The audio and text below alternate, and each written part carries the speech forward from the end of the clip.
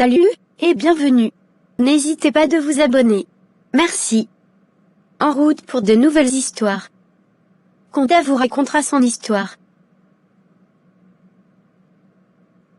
Salut, je m'appelle Conda. Je vais vous raconter mon histoire. Je suis née et j'ai grandi dans un pays où la dictature étouffe chaque souffle de liberté.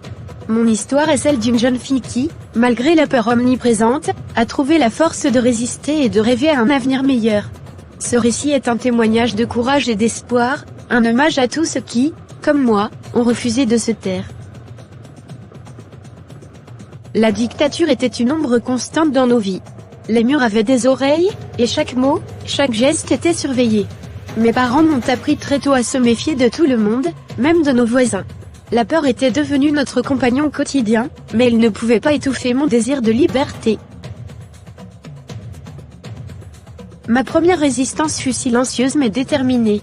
J'ai commencé à lire des livres interdits, à écouter des radios clandestines. Chaque page tournée, chaque mot entendu était une bouffée d'air frais dans un monde asphyxié par la répression. C'était ma manière de me rebeller, de dire non à l'oppression. J'ai rencontré d'autres jeunes qui, comme moi, aspiraient à un changement. Nous nous réunissions en secret pour échanger des idées, des rêves et des espoirs. Ensemble, nous avons commencé à organiser de petites actions, des graffitis sur les murs de la ville, des distributions de tracts, des manifestations silencieuses. Chaque acte de résistance était un pas vers la liberté. La peur ne nous quittait jamais. Chaque réunion clandestine, chaque action planifiée était accompagnée de son lot d'angoisse. Mais paradoxalement, cette peur nous rendait plus déterminés.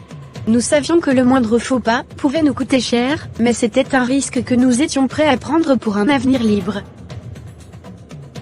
Un jour, certains d'entre nous furent arrêtés.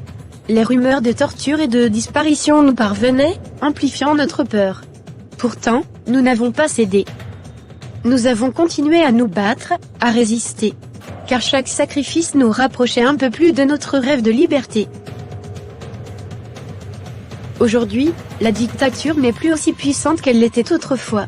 Nos efforts, nos sacrifices n'ont pas été vains. Nous avons appris que la liberté n'est pas donnée, elle se conquiert, et chaque acte de résistance, même le plus petit, compte. Mon histoire est celle d'une jeune fille qui a refusé de laisser la peur dicter sa vie. C'est une histoire de courage, de solidarité et d'espoir. C'est un fragment de liberté. N'hésitez pas de vous abonner. Et de partager la vidéo. De nouvelles histoires arrivent. À très bientôt.